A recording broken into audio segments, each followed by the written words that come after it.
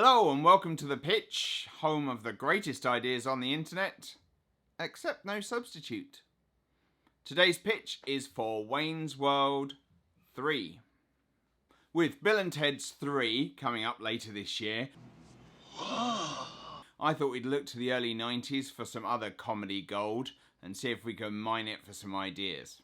And so here we are visiting Wayne Campbell and Garth Algar to see where they've got to in their lives. Excellent. So what worked well in the previous two movies? Well, both the previous two movies were fun, and that is the most important element we need to maintain. Those movies felt like we were hanging out with our mates. Weird, cartoonish versions of our mates, but still, mates. We need to keep that feel. Things like Wayne making fun of Garth, but in a friendly way. Oh, I almost forgot. This year Garth finally got pubes.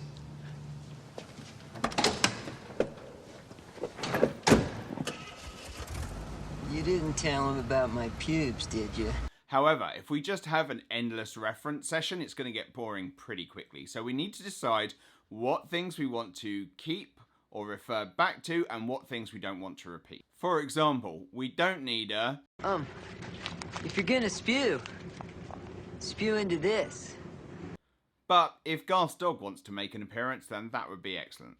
We also need to maintain that feeling that Wayne and Garth are particularly, but with everybody else as well, are genuine lifelong friends. We have to have that bond. No matter what we do with the characters, even if they've drifted apart, they still need to have that familiarity when they get back together.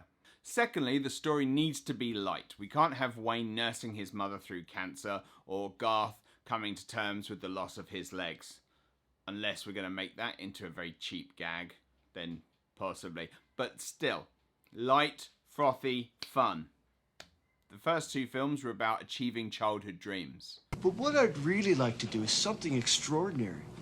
Something big, something mega, something copious, something capacious, something kajunga. So that has to be a theme that gets worked into this third movie. And thirdly, we need to have 3 different endings. It's tradition now. It's what's always happened. It's what we're going to do with this one too. Right, so with all that in mind, let's talk about the plot. And let's start with Wayne. Mike Myers is pushing 60 now.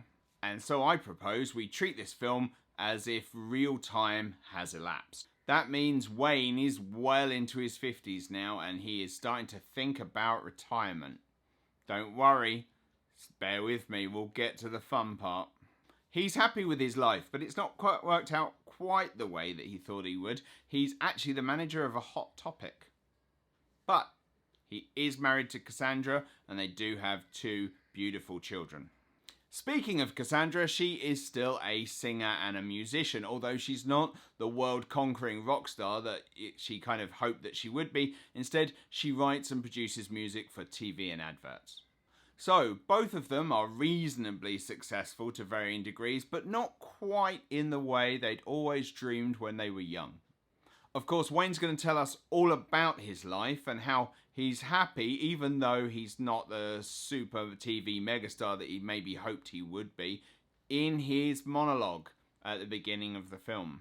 That monologue will take place as he's opening up his Hot Topic for the day.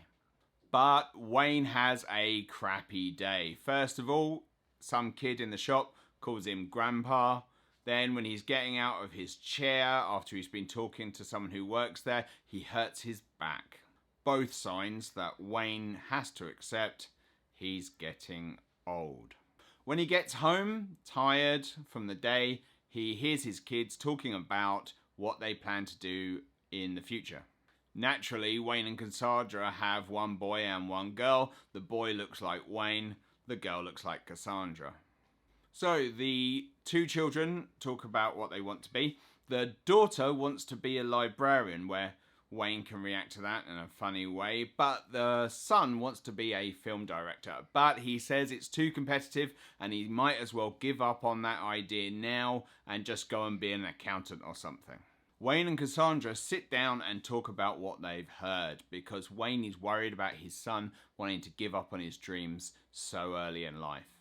That then gets Wayne to start thinking about his own life and how he never really made it as a TV host. Wayne talks about growing older, accepting life as it is, possibly even selling out. Maybe whilst eating takeaway food from a name brand. Well, that's where I see things just a little differently. Contract or no, I will not bow to any sponsor. Eventually, him and Cassandra agree Wayne is going to inspire his son to not give up on his dreams. He's going to restart Wayne's World. So we begin the road trip part of our film. Wayne is going to get the gang all back together. He grabs his address book because all of them have drifted apart as they've got older, and he goes and grabs his car. Alas, there is no Mirthmobile anymore. Instead, he has a minivan. First off, he goes to find Garth. They're still friends, but they're not as close as they once were, and he hasn't seen Garth in about 2 years. Garth is now a day trader. Same hair, now a power suit. Maybe a little bit 80s. He's married to the girl he met in Wayne's World 2. Both of them, same hair, they still have dogs that look exactly like them.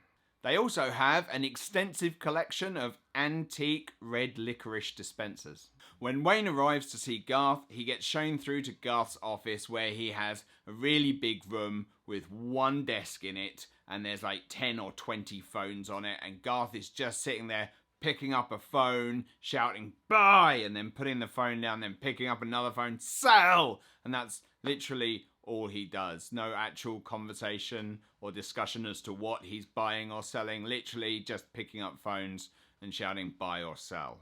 Wayne pitches the idea of doing a new show to Garth, and Garth immediately agrees to join, because after all, he has holiday days coming up.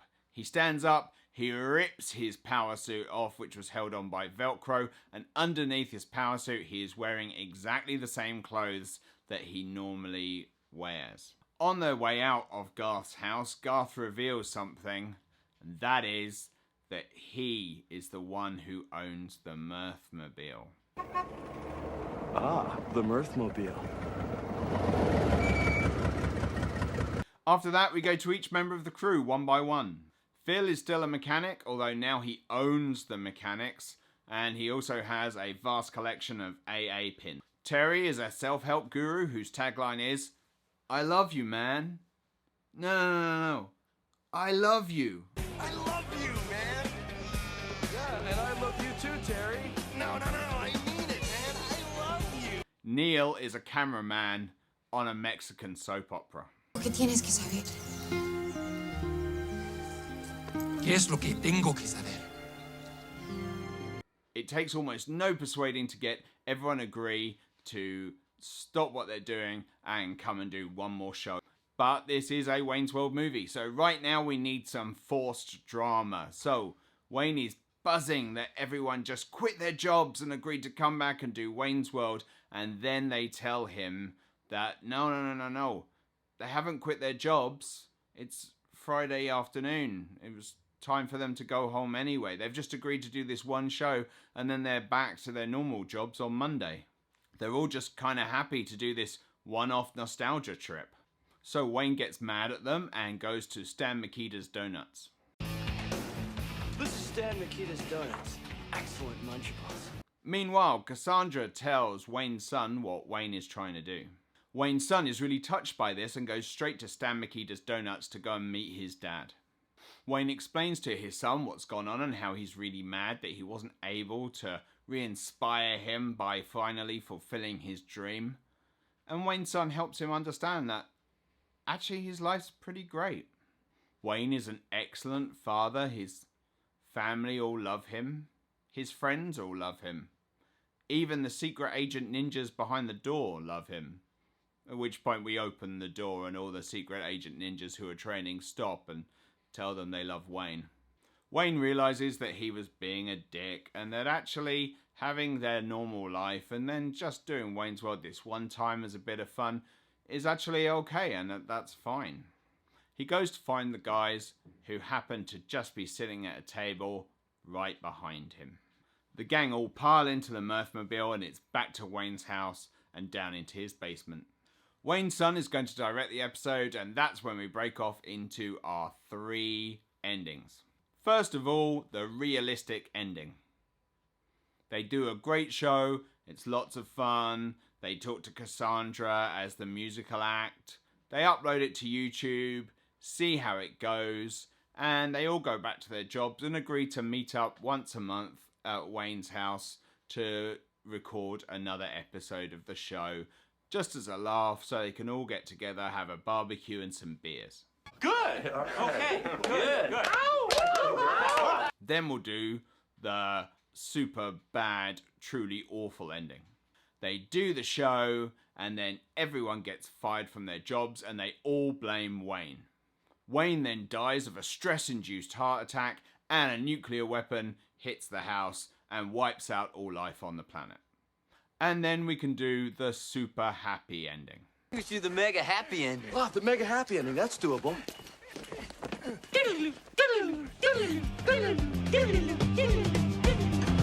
A TV producer watches their live feed. Their YouTube channel immediately has 1 million hits.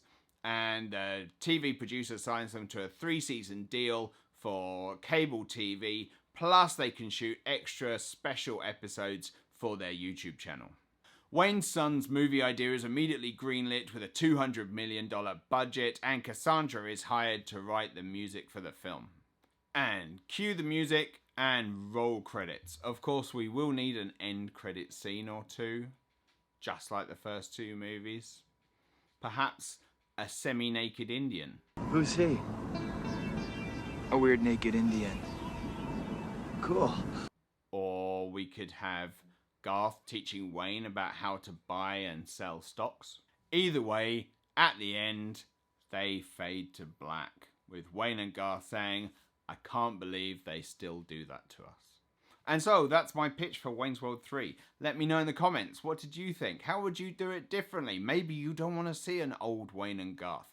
Maybe you just recast it completely.